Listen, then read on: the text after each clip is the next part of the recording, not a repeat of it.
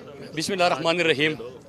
5 जुलाई पाकिस्तान की तारीख का एक सियाह तरीन दिन है और आज 5 जुलाई को भी आपने देखा कि किस तरह सहाफ़ी इमरान रियाज खान को गिरफ़्तार किया गया। इस्लामाबाद हाई कोर्ट से वो अपना बेल कर चुके थे। ये तो एक तौहीन अदालत के मुर्तकिब हुए हैं, लेकिन उसके साथ पूरी कौम आज सवाल कर रही है। और सवाल क्या है कि अमरीकी साजिश के नतीजे में पाकिस्तान की मुंतखब हुकूमत के ख़िलाफ़ जो साजिश हुई और फिर आपने सिंध हाउस में मंडिया लगती देखा, लेकिन जब भी पाकिस्तानी कौम इसके ख़िलाफ़ आवाज़ उठाती है तो 25 मई को इमरान खान साहब ने जब एहतिजाज की पुरअमन एहतिजाज की कॉल दी कि पाकिस्तान की खुद मुख्तारी के ऊपर, पाकिस्तान की खुददारी के ऊपर, पाकिस्तान के आज़ाद खारजा के ऊपर कोई समझौता नहीं होगा और हम पाकिस्तान की खुददारी के लिए सड़कों पे निकलेंगे। उससे पहले जिस किस्म का क्रैकडाउन हुआ, ये आप अमरीत में ये चीज़ें देखते हैं। तो क्या ये पाकिस्तान में मार्शल लॉ लग चुका है कि आप लोगों के घरों में घुसे, लोगों को घरों से निकाले, उनको हरासा करे? इकबाल के घर, अल्लामा इकबाल के घर के अंदर भी ये घुसे और उनकी बेटी को इन्होंने हरासा किया।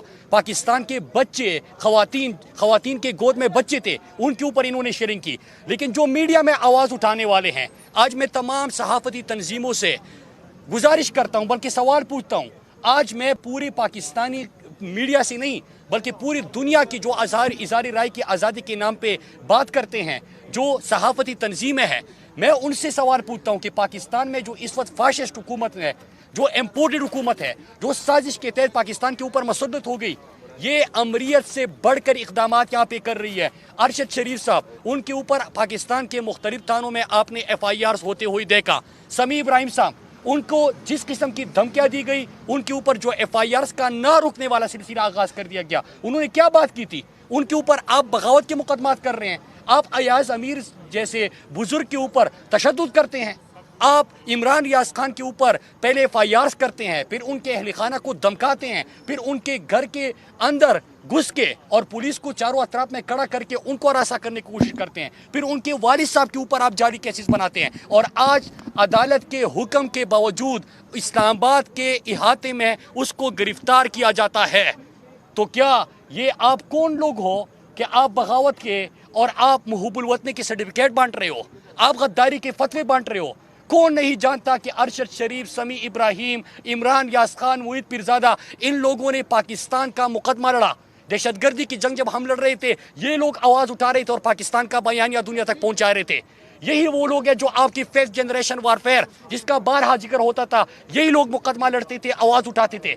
आज आप गद्दारी के सर्टिफिकेट बांट रहे हो। आज आप हर किसी के ऊपर आप बगावत के FIRs कर रहे हो। इससे अगर आपका ये ख्याल है, मुझे वो एक कहानी याद आ गई कि एक बादशाह था, वो चला गया एक फलसफी के पास, एक बुजुर्ग के पास, कहते कि मुझे ऐसा हुनर दिखाओ, क्योंकि मैं नाजायज़ तरीके से हुकूमत में आया हूँ, तख्त पे बैठा हुआ हूँ, मुझे एक हुनर सिखाओ कि मैं ज़रा देर तक हुकूमत करूँ। तो उन्होंने कहा कि ऐसा कुछ करो कि लोग मोहब्बत करें। कहते कि मोहब्बत नहीं, नफरत करते हैं। तो फिर क्या करूँ, कोई और तरीका बताओ। कहते कि लोगों को फिर डराओ। तो उसने कहा, बादशाह ने कहा कि नहीं, मैं नाजायज़ तरीके से आया हूँ, मोहब्बत भी नहीं करते, नफरत भी करते हैं, डराने की भी कोशिश की, डरते भी नहीं है। तो फिर बुजुर्ग ने क्या कहा कि खुद भागो वरना लोग जूते मार के भगा देंगे। मैं इनको कहना चाहता हूँ कि आपने खौफ का हर तरीका इस्तेमाल किया, आपने जाली FIRs का हर तरीका इस्तेमाल किया, आपने लोगों को हरासा किया, इनके अहल खाना को हरासा किया, लेकिन आप किसी को नहीं दबा सके। सुन लो, ये पाकिस्तानी कौम खुददार कौम है। अमरीकी साजिश के नतीजे में बनने वाली इम्पोर्टेड हुकूमत को ये तस्लीम नहीं करते। ये पाकिस्तानी कौम अब उन ऑपरेशन रिजीम चेंज के अलाकारों को भी जानते हैं और सहूलतकारों को भी जानते हैं। ये इनका चेहरा पहचान चुके हैं। और मैं इनको बताता चलूँ कि खुदा के लिए पाकिस्तान के ऊपर रहम करे।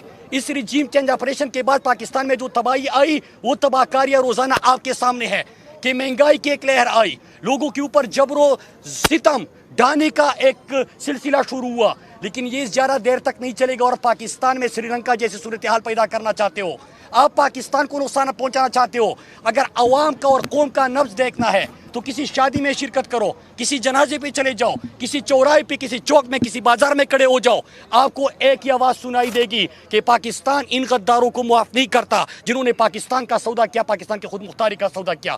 پاکستانی ان لوگوں کو ہم معاف نہیں کرتے جو پاکستانی عوام کے مینڈیٹ پہ ڈاکہ مار کے رات کی تاریکی میں سازش کے تحت پاکستان میں حکومتیں بدلنا شروع کر دی. پاکستانی کبھی ان لوگوں کو معاف نہیں کریں گے. اور عمران یاس خان کے گرفتاری کے اوپر پاکستان تحریک انصاف کل پورے پاکستان میں احتجاج, ہر پریس کلب کے سامنے انشاءاللہ احتجاج کرے گی.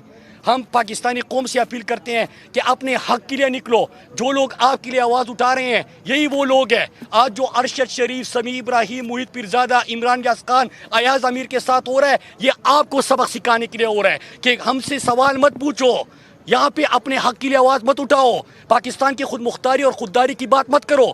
یار شرم کرو. ہمارے احتجاج میں اگر کوئی پاکستان کا جھنڈا لہراتا ہے تو آپ اس کے اوپر بھی لاٹھی چارج شروع کر دیتے ہو. جو پاکستان کا اور پاکستانیت کی بات کرتا ہے آپ اس کے اوپر جعلی FIR کاٹ دیتے ہو, آپ ان کو ہراساں کرتے ہو. آپ ملک کے ساتھ ظلم کر رہے ہو. لیکن یہ زیادہ دیر تک نہیں چلے گا اور انشاءاللہ اس امپورٹڈ حکومت سے بھی نجات ملے گی. اور اس کے بعد جو پاکستان بننے والا ہے وہ صحیح معنوں میں اقبال نے جس کا خواب دیکھا تھا, قائد نے جس کا ویژن دیا تھا, لا الہ الا اللہ کے نام پہ جو ہم نے لاکھوں قربانیاں دی تھی, وہ پاکستان بننے جا رہا ہے. ہم نہیں مانتے ظلم کے خلاف. ہم